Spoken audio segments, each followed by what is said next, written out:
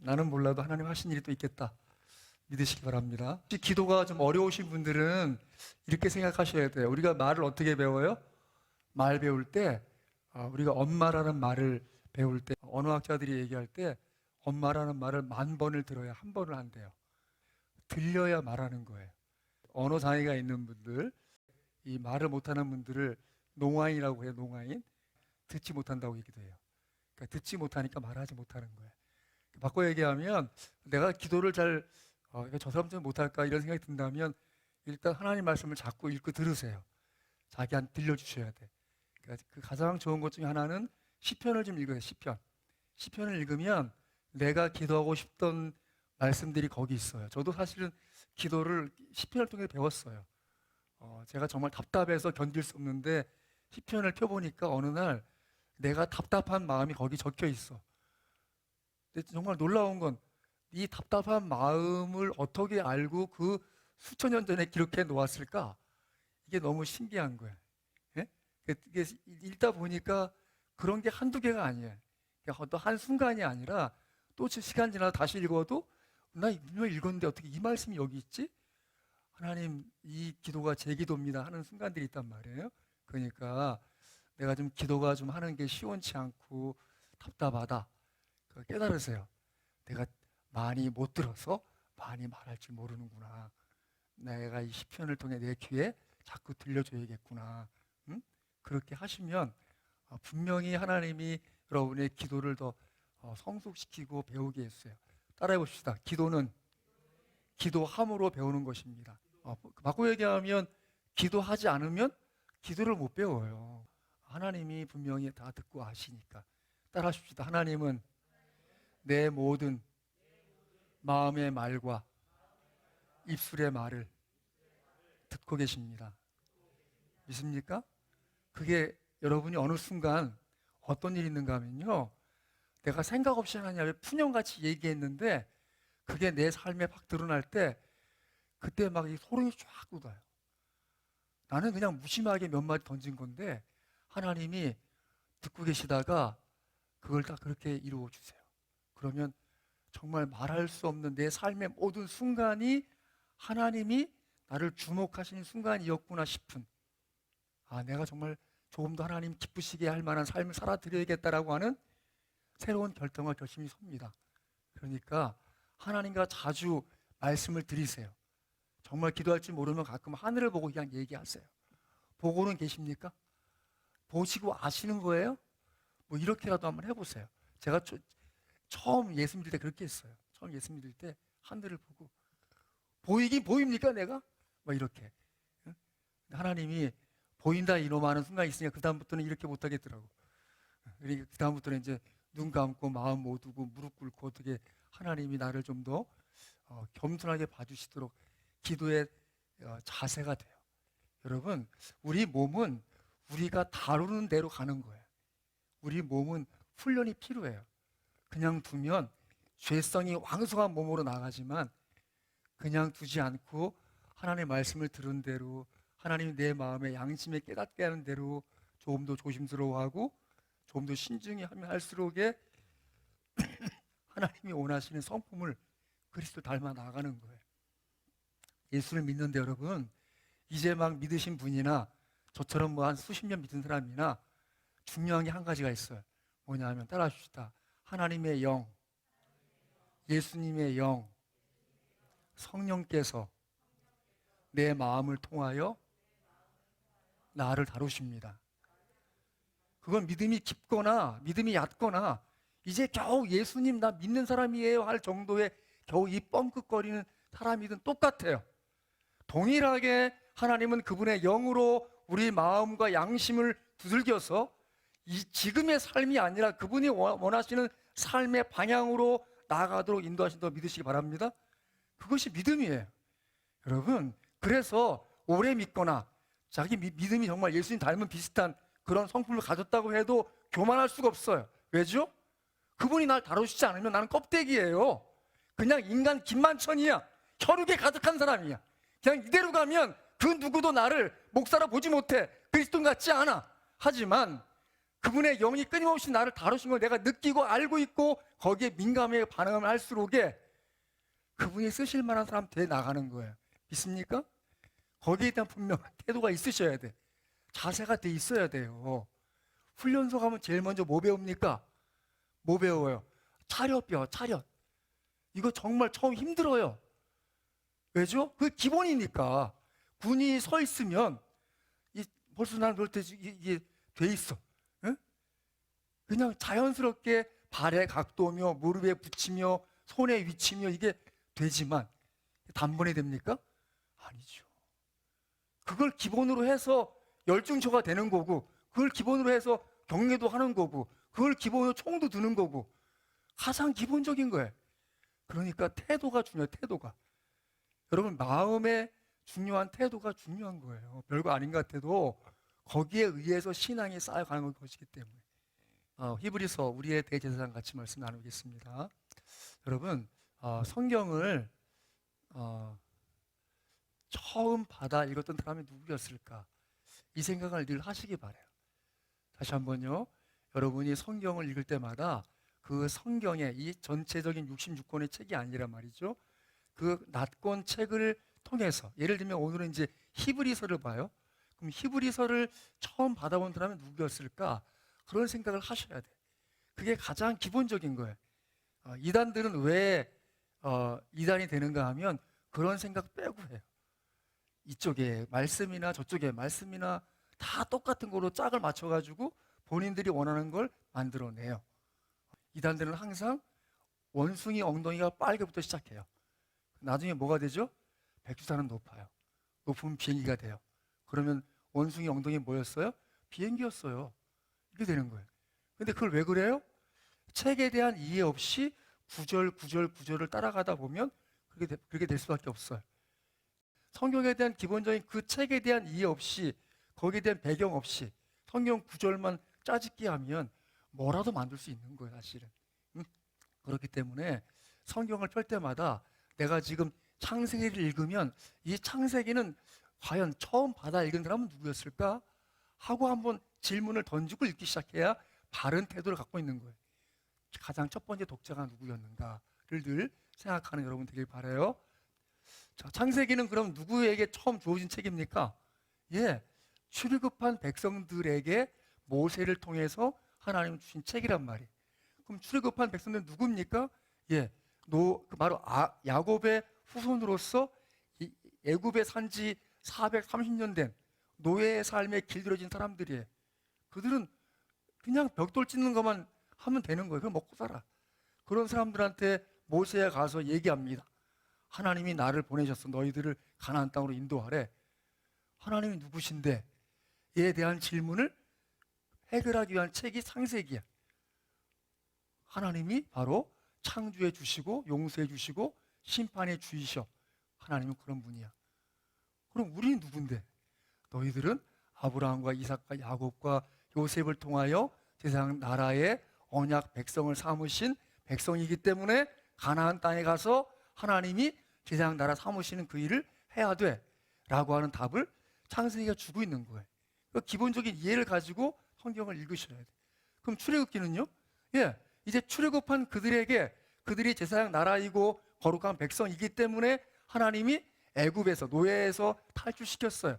그게 1장부터 15장까지 이야기야. 그러면 그 다음에 그들을 통해서 하나님이 지금까지 조상들에게는 말씀으로서만 하셨지만 이제는 돌에 새긴 지워지지 않는 언약을 그들에게 주시죠. 그 내용이 16장, 27장까지 내용이. 그들에게 지금 뭐 하는 거예요? 제사장 나라고 거룩한 백성이 되기 위해서 하나님 앞에 제사하도록, 제사장의 사명을 감당하도록 성막을 짓도록 하시는 거죠. 그게 이제 제3부 25장부터 40장까지 내용이 바로 출애굽기 내용이에요. 그걸 이해를 하고 읽으셔야 돼요. 그다음 그렇게 성막이 완성된 그들에게 뭐 하십니까? 네, 레위기를 주시죠. 레위기는 뭐예요? 예, 하나님 앞에 어떻게 나아갈 것인가? 우리가 하나님이 계신데 우리가 어떻게 하나님께 나아갈 수 있을까? 그것은 하나님 앞에 피와 희생의 제물로서 제사로 하나님께 나가는 거야 라는 내용이 레위기 1장부터 17장까지 내용이. 그리고 이제 18장부터 27장까지 내용은 하나님과 어떻게 교제할 수 있을까? 어떻게 하나님과 그분이 기쁘시게 할 수 있을까? 그 절기를 통해서 유월절, 무교절, 초실절, 오순절, 나팔절, 초막절, 그리고 속죄일을 통해서 하나님과 교제함으로써 생활 속에서 그분을 모신 사람답게 살 것인가에 대한 답을 주는 것이 18장부터 27장까지 내용이. 여기서 이 레위기에 거룩이란 단어 카도시가 나오는데 제가 또 찾아보니까 이 카도시를 어근으로 해서 쓴 이 레위기의 단어들이 152회가 나온다고 그래요. 그러니까 하나님이 뭘 원하세요? 하나님 거룩하신 분이시기 때문에 백성들의 거룩을 원하세요. 따라하십시다. 내가 거룩하니 너희도 거룩할지니라. 제가 지난주에 거룩을 뭐라고 얘기했죠? 구별되다, 분리되다. 구별된 존재. 우리가 이 세상에 살지만 우리는 세상에서 그냥 뭐 물과 포도주가 섞이듯이 섞일 수 없는 존재. 마치 우린 뭐 같은 존재예요? 기름이에요. 물에 섞여요? 섞일 수가 없어요. 섞여지질 않죠. 우린 그런 존재. 하나님도 이 세상에 임하시지만 그분이 이 세상에 섞입니까? 그렇지 않죠. 그분은 분리된, 구별된 존재로서 우리 가운데 임하여 사십니다. 그렇기 때문에 그분께 나갈 때는 정결함이 필요하고 거룩함이 필요하기 때문에 제사가 또 제사장으로서의 사명이 분명히 있어야 되는 것이죠. 그게 바로 레위기예요. 그 레위기에 비견되는 신약의 레위기가 바로 히브리서. 프로스 에브라이우스, 히브리인들에게라는 이 히브리인들을 향해서 쓴 책이 바로 히브리서. 자, 히브리서의 첫 번째 독자는 누굴까요? 히브리인들. 이해하셨어요? 구약에 대해서 잘 알고 있고 구약에 대해서 알고 있지만 믿음이 연약해서 다른 유대인들에게 휘둘리고 박해받는 그들에게 지금 쓴 책이 히브리서예요.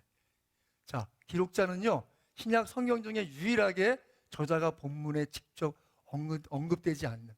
그러니까 서신서를 보면 이 서신서에 분명한 누가 썼는지 또 누구에게 썼는지가 나와 있지만 유일하게 히브리서는 저자가 또 수신자가 명확하지 않아요. 수신자는 히브리인들에게인데 저자가 나와 있지 않아요. 그래서 초대 교부였던 그 오리겐이 이렇게 얘기했어요. 히브리서의 저자는 하나님만 아신다. 그게 정답인 것 같아요. 뭐 바울, 또 아볼로, 뭐 디모데, 또 혹은 브리스글라, 아굴라 뭐 이런 여러 가지 인물들이 있지만 뭔가 하나 다 빠지기 때문에 그 사람이라 보기 어려워. 디모데는 다른 서신을 남긴 것이 없고 또 아볼로가 뭐 구약을 많이 알긴 하지만 아마도 그렇진 않을 거리라 보고. 자, 기록 연대는 박해보는 성도들을 믿음으로 격려하기 위해서. 자, 볼까요? 자, 히브리서 11장 보세요. 히브리서 11장은 믿음의 장이에요. 믿음의 영웅장. 13절 먼저 읽습니다. 시작. 이 사람들은 다 믿음을 따라 죽었으며 약속을 받지 못하였으되 그것들을 멀리서 보고 환영하며 또 땅에서는 외국인과 나그네임을 증언하였으니. 히브리서 11장의 내용들은 믿음의 사람들은 믿음을 따라 죽는다. 무슨 말이에요? 박해가 심하면 우리도 믿음을 따라 죽을 수 있다. 박해만 성도들을 위한 책인 것이죠. 또 볼 것은 자 11장 40절 보세요. 40절 읽습니다. 시작. 이는 하나님이 우리를 위하여 더 좋은 것을 예비하였은즉 우리가 아니면 그들로 온전함을 이루지 못하게 하려 하심이라. 믿음의 사람들이 있었지만 그 사람들의 믿음이 참인 것이 드러나려면 무엇이 필요할까요? 오늘 우리 시대에 우리 믿음이 필요한 거예요. 믿습니까? 여전히 마찬가지. 우리가 이 시대를 살고 죽었을 때 우리 믿음이 참인 것은 누구에게 드러나겠습니까? 다음 세대에게 드러나는 것이죠. 여러분 믿음으로 사십니까? 그렇다면 여러분의 믿음의 자녀들이 그것을 보고 배울 줄 믿습니다. 그들 또한 믿음으로 살게 될 것입니다. 믿습니까? 그것이 바로 믿음의 계승이 이루어지는 것이죠. 자, 그래서 디모데의 석방이 기록되어 있어요. 자, 히브리서 13장 보세요. 히브리서 13장 자 23절입니다. 우리 형제 디모데가 놓인 것을 너희가 알라. 그가 속히 오면 내가 그와 함께 가서 너희를 보리라. 예, 그렇게 디모데의 석방이 기록되어 있고요. 예수 그리스도를 통해서 성전 제사가 이제 끝났다, 의미 없다라고 가르친 서신이 바로 히브리서예요. 그런데 예루살렘 성전은 그 당시에 아마도 파괴되기 이전에 기록됐을 거라 보여져요. 왜냐하면 파괴됐다면 이거 기록할 때 어떻게 기록했을까요? 봐라, 성전이 더 이상 의미 없기 때문에 다 파괴되었다 라는 기록이 남았을 건데 그것이 남아있지 않단 말이에요. 들어가 있지 않기 때문에 성전 제사가 살아있던 시절에 쓰였다고 봐요. 그러니까 AD 66년부터 73년까지 유대인들이 독립투쟁을 해요. 로마에. 아마도 그 바로 전에 이 히브리서가 기록됐다고 보여집니다. 나중에 이제 AD 70년에 성전이 파괴되고 이후에 이제 열심 당원들을 통해서 이 마사다 전투까지 이루어질 때까지 73년까지 버티지만 결국은 다 멸망당하죠. 자, 그래서 본 서신이 클레멘트라고 하는 초대 교부가 있어요. 클레멘트의 그 서신에도 보면 이 말씀들이 인용돼 있다. 그러니까 아마도 이 기록은 66년 그 바로 직전이 아니겠는가라고 보는 면이 맞다고 보여집니다. 자, 기록 목적 같이 한번 천천히 읽어볼까요? 시작. 본 서신의 신자는 신자는 당시 로마 제국 전역에 흩어져 살던 기독교로 개종한 유대인들이다. 따라서 유대인들의 박해와 배교의 위협을 받는 성도들에게 믿음의 승리를 이루도록 위로하고 권면하며 나아가서 예수 그리스도야말로 구약의 제사와 제도를 완성하신 유일무이하신 대제사장이심을 가르칠 목적으로 기록되었다. 바로 이제 예수 그리스도를 통해서 이루어진 구약의 제사가 어떻게 완성되어지는가를 보여주는 책이 히브리서입니다.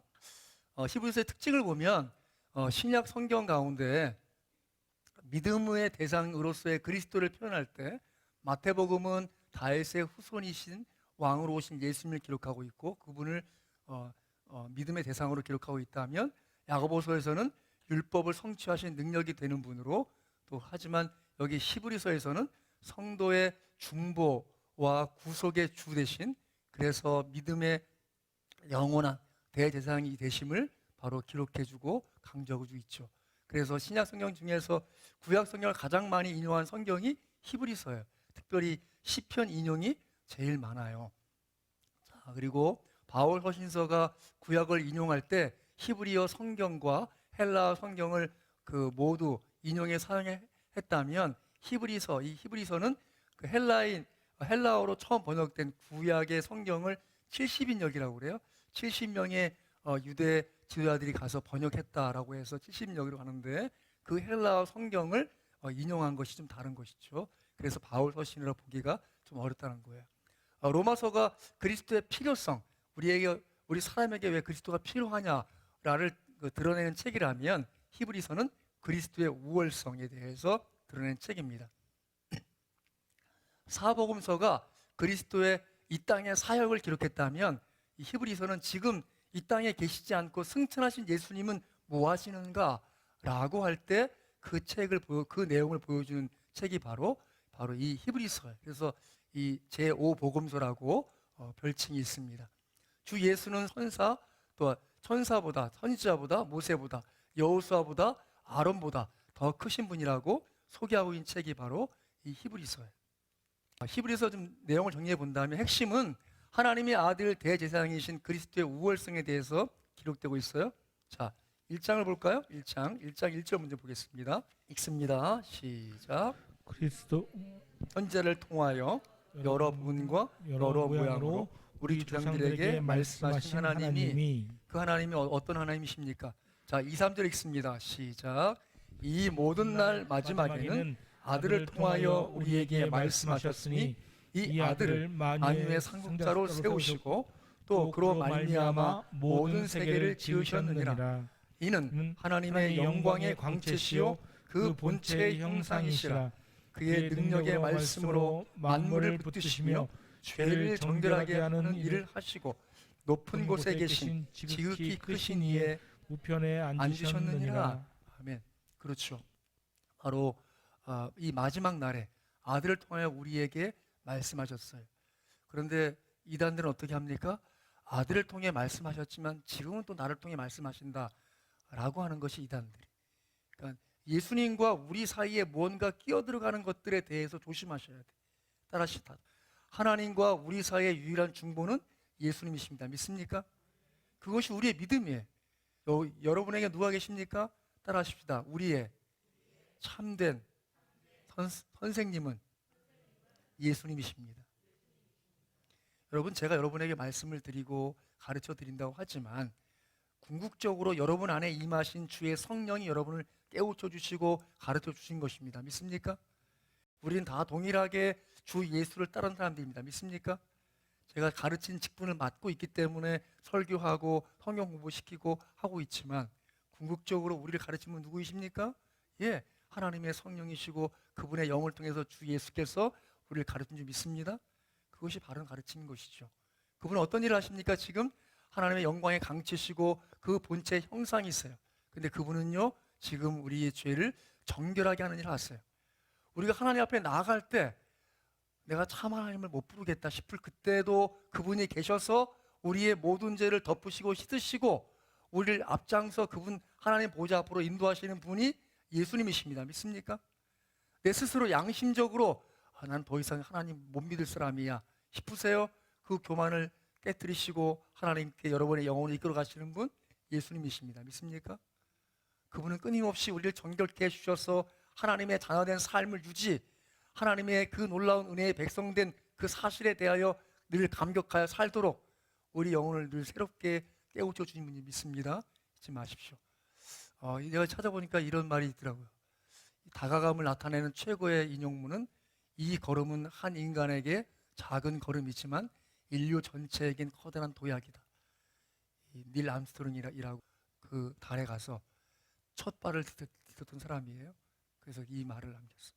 자기 개인적인 걸음이지만 인류를 위한 도약이다.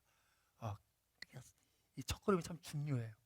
근데 이번 주에 이제 소천한 그 백기환 씨가 쓴 맵비나라는 시가 있어요. 그 첫 줄이 이렇습니다. 딱 한 발 뛰기에 목숨을 걸어라. 뭐예요? 뭔가 시작하는 것이 중요한 거예요. 여러분 믿음의 걸음을 시작했습니까? 그 한 발이 이미 시작됐다면 이미 그 두 번째 걸음이 시작되고 있는 거예요. 무언가 시작해 나가는 것, 그게 중요한 거예요. 여러분이 믿음을 시작했습니까? 그럼 오늘부터 또 다른 걸음을 새롭게 마음을 담아서 온 힘을 담아서 믿음의 걸음을 내딛기 바랍니다. 여러분과 제가 그런 믿음의 길에 초청받은 존재인 거 잊지 마십시오. 두 번째 단락은 이제 4장 14절 오늘 본문부터 시작돼요. 완전하신 사역자이신 그리스도예요. 오늘 말씀 같이 봅니다. 4장 14절 먼저 천천히 읽습니다. 시작.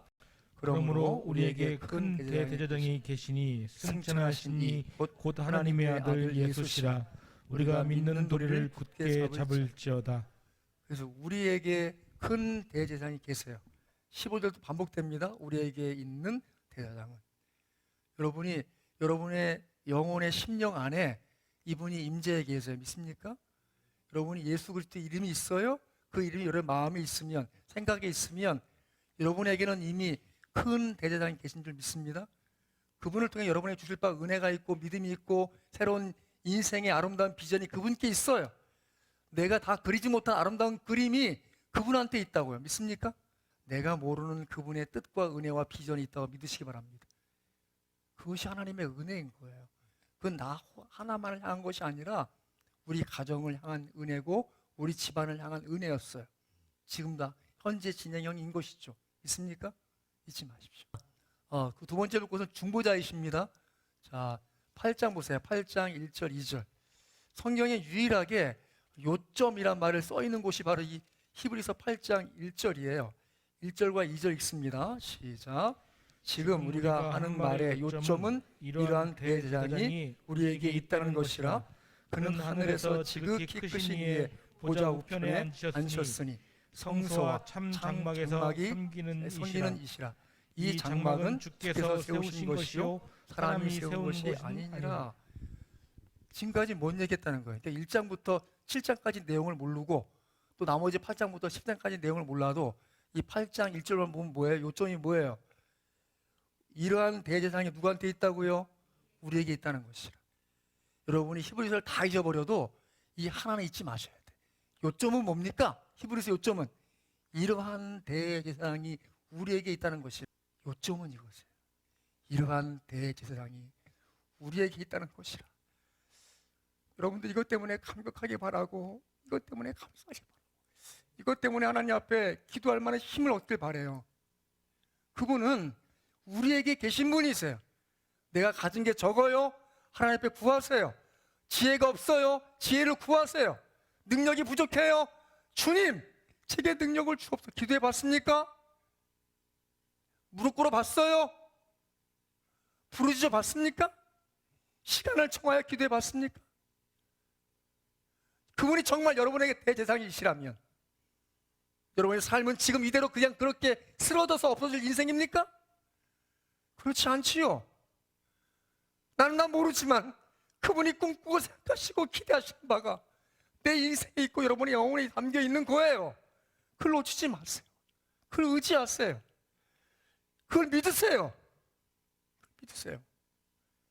여러분이 그냥 그대로 그렇게 쓸쓸하게 외롭게 고독하게 난 외롭다 어렵다 힘들다 그리고 사는 것이 그분의 뜻이겠습니까? 그건 아니지요. 누군가를 향한 하나님의 힘이 여러분에게 임할 것입니다. 누군가를 향한 하나님의 능력과 은혜가 여러분에게 임할 것입니다. 여러분이 개인적 욕심을 향한 것이 아니라 그분의 뜻과 은혜가 있어 여러분에게 그분이 대제사장으로 계신 것을 믿으시기 바랍니다. 그렇다면 이대로 살지 않죠. 그분의 약속을 더 붙들기 위해서 성경 말씀을 집중하시고 시간을 내서 엎드려 기도하게 될 것이고 그분이 뭘 원하시나 간절한 마음으로 찾고 부르짖지 않겠습니까? 여러분들의 삶이 이대로 머무르지 않길 바라요. 이 말씀이 여러분 마음 심령에 살아있어.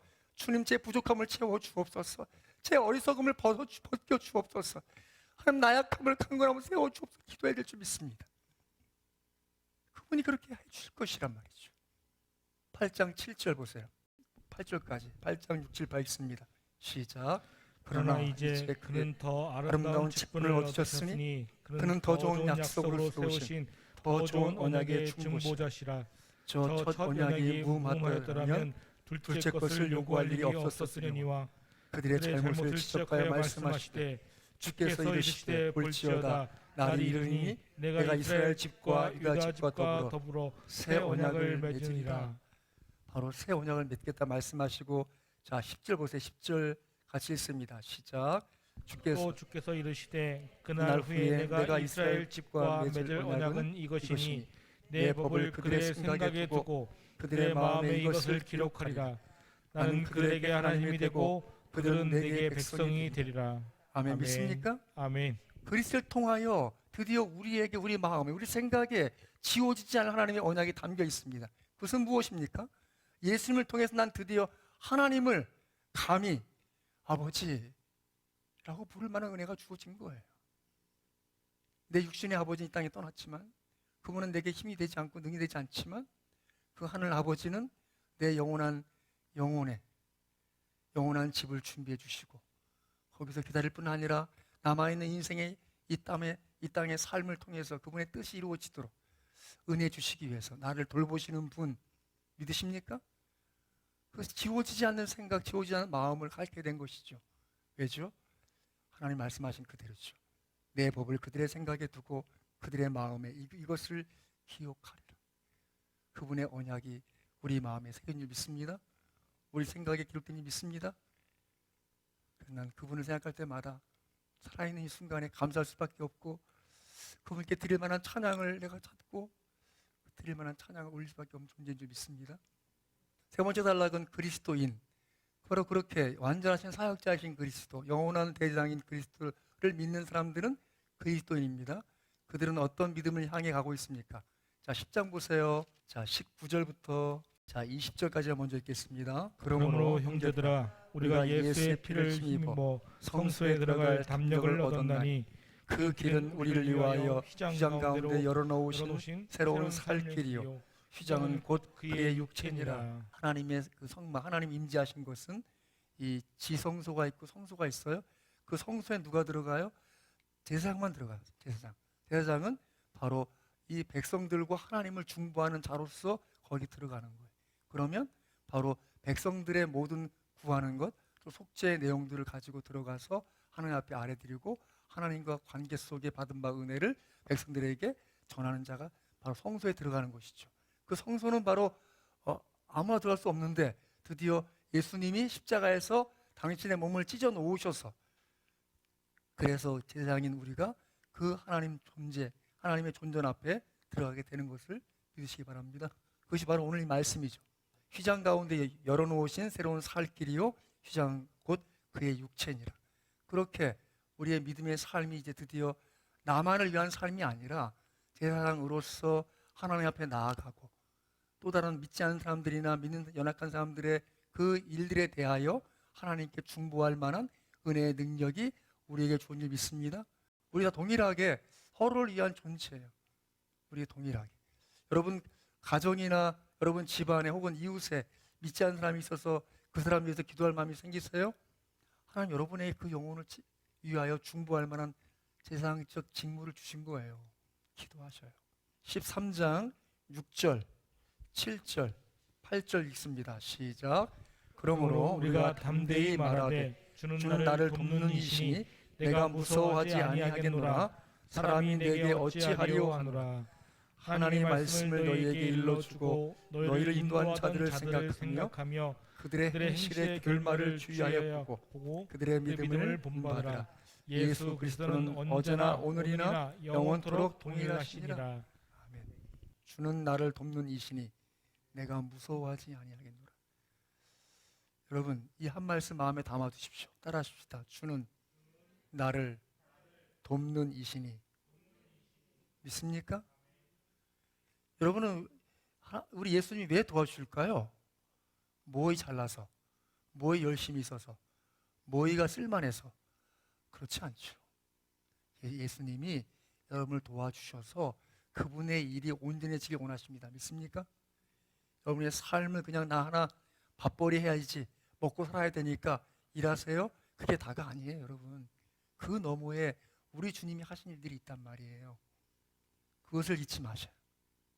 그렇기 때문에 우리 주님은 우리를 도와주세요. 따라하십시다. 우리 주님이 나를 도와주십니다. 가능하면 여러분 서로 도와주세요. 왜죠? 그게 주님이 도와주시는 길이니까 잊지 마세요. 그래서 히브리서를 정리해 본다면 하나님께 어떻게 나아가는가? 바로 그리스도의 희생을 통해서 나아가는 거예요. 그리고 하나님과 어떻게 교제합니까? 그리스도와 함께 그리스도처럼 그분과 교제하는 거예요. 믿습니까? 여러분 사복음서를 읽어보세요. 마태, 마가, 누가, 요한복음 읽어보면 뭐가 보여요? 예수님은 끊임없이 하나님을 친밀하게 부르세요. 친밀하게 부르세요. 뭐라고요? 아버지라고. 아버지라고 불러요. 예수님을 배우면 배울수록 뭐가 느껴져요? 우리의 큰형님이신 예수님처럼 나도 하나님을 기쁘시게 섬기는 하나님의 자녀된 삶을 살아야지. 믿어주십니까? 여러분의 삶에서 끊임없이 그리스도를 배우고 그리스도를 닮아가면서 그리스도처럼 하나님과 교제하는 거예요. 그래서 히브리서의 내용은 하나님께 제물 되신 예수님이 나오죠. 오직 자기 피로 영원한 속죄를 이루사 단번에 제사를 드리셨어요. 10장 14절에 보면 단 한 번의 제사로 모든 것을 온전히 그리스도 말씀하고 계세요. 하나님 앞에서 대제사장으로서 이러한 대제사장이 우리에게 있다는 것이다 라고 말씀하고 있는 것이죠. 히브리서를 기억할 때 예수님은 어떤 분이십니까? 위한 거룩한 예물, 제물로서 드려진 분이세요. 어린 양으로. 그분은 또 어떤 분이세요? 바로 우리를 위한 영원한 대제사장이세요. 믿습니까? 그분이 대제사장이라는 의미는 뭐예요? 그분을 따르는 우리는 제사장인 거예요. 믿습니까? 우리를 왜 부르셨어요? 하나님의 그 거룩하심에 참여한 자로서 거룩하게 살도록 부르셨어요. 누구처럼요? 예수님처럼. 여러분 믿음을 좀 이해할 때 기억할 것이 있어요. 여러분 믿음을 이해할 때 우리가 하나님을 믿는다라고 단순하게 얘기할 수 있지만 좀 들여다보면 이것입니다. 우리는 하나님께 대한 회개가 있어요. 그리고 주 예수님께 대한 믿음이 있는 거예요. 그러니까 우리의 믿음이란 나를 위해 죽으신 예수님 믿는 거예요. 믿습니까? 나를 위해 부활하신 예수님 믿는 것입니다. 믿습니까? 그런 과정을 통해 뭘 깨달아요? 우리는 원래 하나님을 등지고 살던 죄인이었어요. 그런데 예수님을 통해서 보니까 내가 죄인이고 예수님을 통해 보니까 나는 하나님의 택함받고 부름받은 하나님의 양이었어. 그렇기 때문에 나는 하나님께 돌이키는 회개가 있는 것이죠. 우리가 하나님 앞에 나갈 때마다 뭐 해야 돼요? 우리의 죄된 것들을 회개하는 거예요. 우리가 하나님을 믿는다기보다는 하나님께 돌이킨 존재로서 지속적으로 우리의 죄에 대해서 깨닫고 돌이켜 하나님께 자백하고 고백하는 존재인 것이고, 우리는 누굴 믿는 것입니까? 예수님을 믿는 것이고, 예수님을 통하여 하나님 믿는 것이. 우리의 믿음이 하나님만 믿는 것이 아니에요. 하나님께 우리가 회개한 존재고 회개해야 하는 것이고, 우리 주 예수 그리스도에 대한 믿음을 우리가 갖고 있기 때문에 그걸 증언하는 것이죠. 그러니까 하나님과 예수님의 관계에 대해 이해할 필요가 있어요. 중요하게 이 말씀을 좀 잘 정리하길 바라요. 자, 히브리서 4장 15, 16절 같이 한번 천천히 읽습니다. 시작.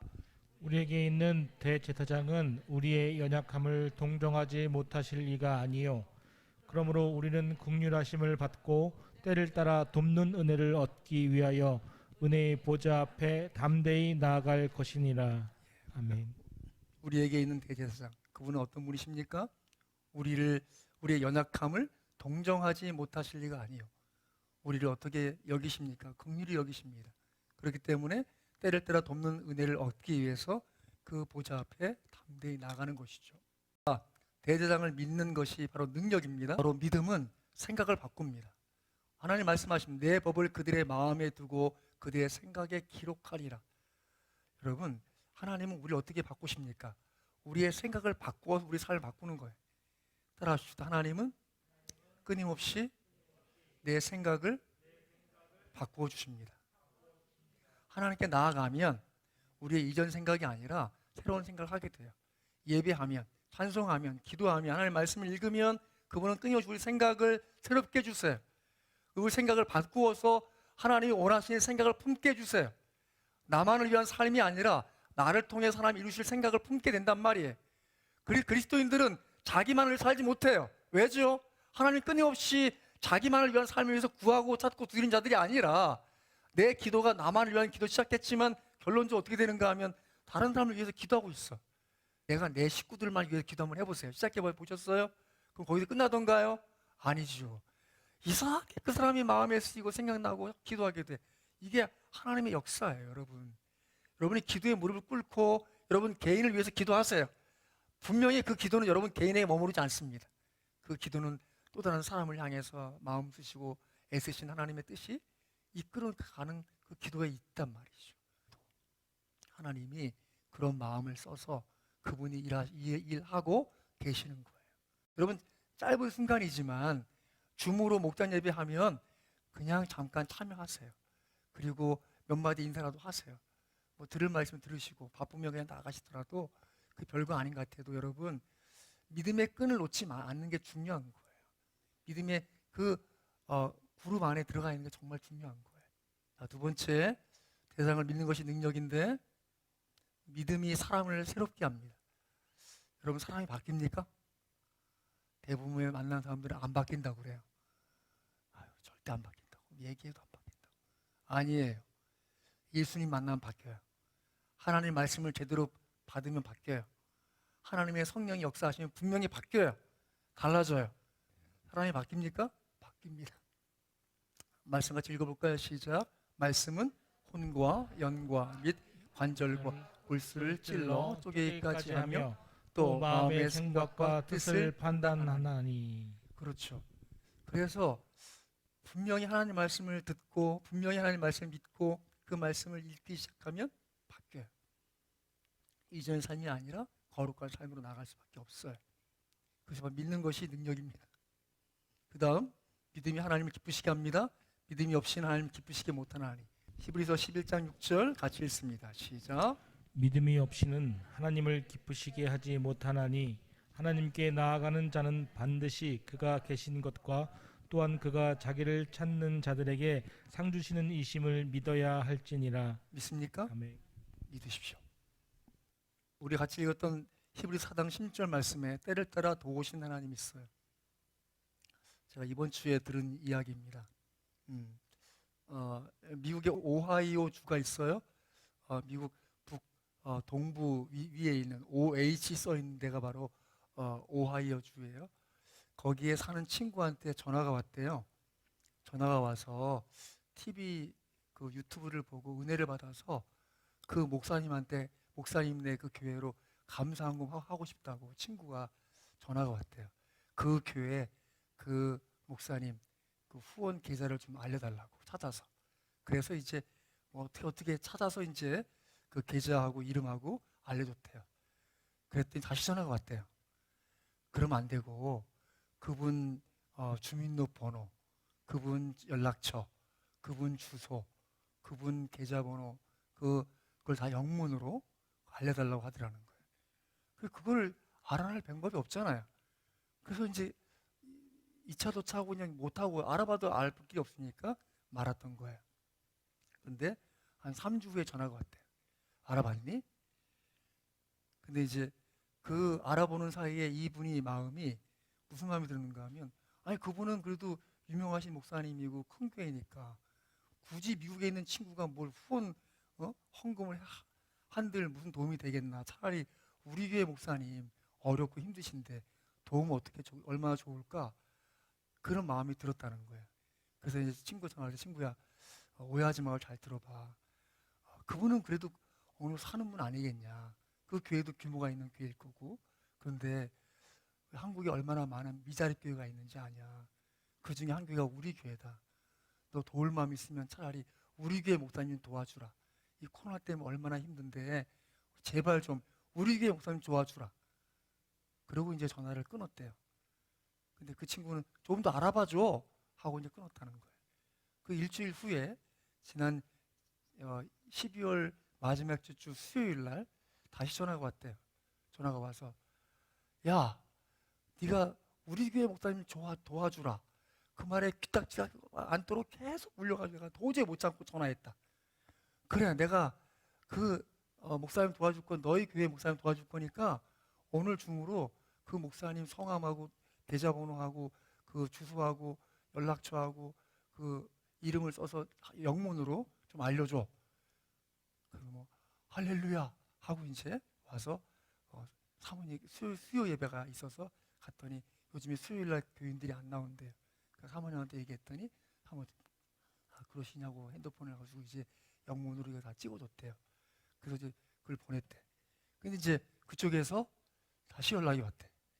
요즘은 이걸 그 보이스피싱 때문에 확인 전화가 갈 거니까 여기서 거기 시차가 한 12시간 이상 나니까 아마 내가 오후 2시에 그 은행 갈 건데 목사님한테 새벽 2시에 전화 드려도 되는지 한번 물어봐라. 은행에서 확인 전화 가면 받아야 되니까. 그래서 이제 그것도 이제 얘기했대요. 그 정말 아닌 게 아니라 새벽 2시에 목사님한테 전화해가지고 그 목사님이 전화를 받고 통화하고 송금했다고 이제 들었다는 거예요.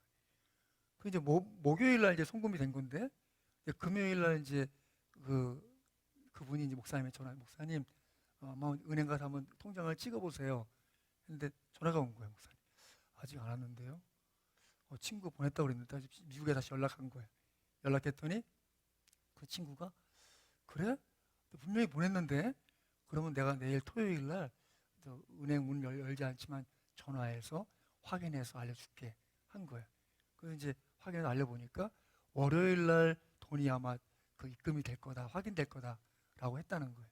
아닌 게 아니라 월요일 날 확인이 이제 됐는데 또 토요일 날 그 친구 통화하면서 내가 근데 이제 친구가 물어본 거예요. 너 얼마나 보냈니? 그랬더니 그 친구가 얘기하기를 5,000불 그러더라는 거예요.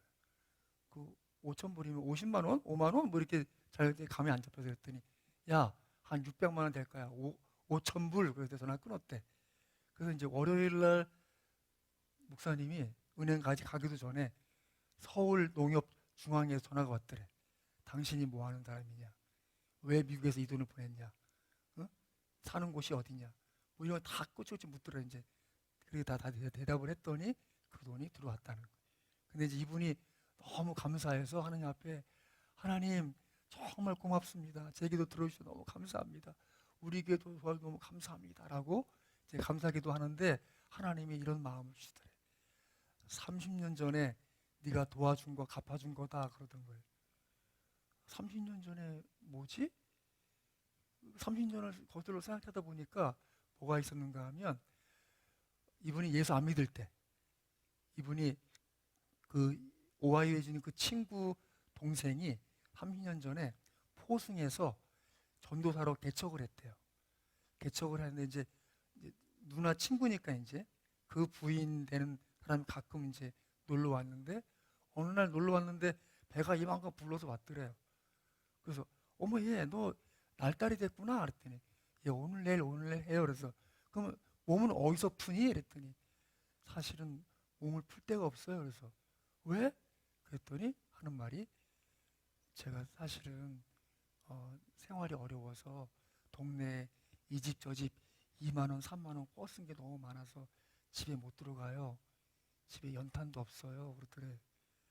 너무 답답해가지고 어머니한테 얘기해서 50만 원 꿔다가 손 붙잡고 그 길 가봤대.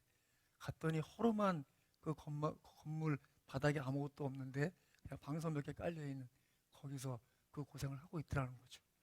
그래서 어느 집이니 가자 해서 동네 집집이 다니면서 2만 원 갚고 아유 제 아는 동생인데 도와줘서 고맙습니다. 3만 원 갚고 아유 아는 동생 도와줘서 감사합니다.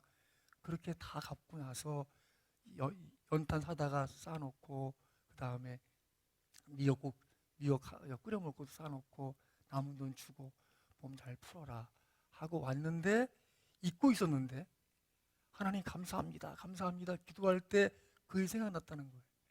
그 생각해 보니까 그때 돈 50만 원 도와준 거 하나님이 30년 후에 5천 불로 우리에게 도와주셨구나. 너무 감사해서 눈물이 막 나더래요. 제가 들으면서 하나님이 믿지 않는 사람의 선한 수고도 기억하시고 그들 갚아주시는구나 라는 생각을 하게 됐어요. 여러분 때를 따라 돕는 은혜를 믿으십니까? 그걸 구하고 찾고 두드리십시오. 하나님이 여러분의 삶을 돕는 이십니다. 믿습니까? 주는 나를 돕는 이시니 여러분 마음속에 이 귀한 은혜가 있길 간절히 바랍니다. 정현종 시인의 방문객이라는 시가 있어요. 같이 천천히 한번 읽어볼까요? 여러분 한 사람의 생애는 얼마나 귀합니까? 한 영혼 얼마나 귀합니까? 하나님은 예수 믿는 우리로 하여금 한 사람을 귀히 여길 만한 은혜를 주신 줄 믿습니다. 아멘. 여러분의 그 은혜가 있길 바라고 아멘. 같이 한번 천천히 방문객 정현종 시 읽겠습니다. 방문객 정현종. 사람이 온다는 건 실은 어마어마한 일이다. 그는 그의 과거와 현재와 그리고 그의 미래와 함께 오기 때문이다. 한 사람의 일생이 오기 때문이다. 부서지기 쉬운, 그래서 부서지기도 했을 마음이 오는 것이다. 그 갈피를 아마 바람은 더듬어 볼 수 있을 마음, 내 마음이 바람을 흩낸다면 필경 한 대가 될 것이다. 내 마음이 그런 바람을 흉내낸다면, 전 이 시를 읽으면서 내 마음이 그런 예수님을 흉내낸다면, 여러분 우리에게 대제사장이 계십니다. 그분은 우리로 이 땅에서 제사장다운 삶을 기대하십니다. 그분처럼 한 사람 한 영혼을 귀히 여기고 그 한 생애를 통해서 하실 일들에 대한 기대를 가지고 선하게 대하게 해주실 줄 믿습니다. 잊지 마실 것은 이것입니다. 대제사장이 우리에게 있다는 것이라. 여러분에게 그런 은혜가 충만해서 올 한 해 때를 따라 돕는 은혜를 경험하는 저와 여러분 되시기를 주 예수 이름으로 축원합니다.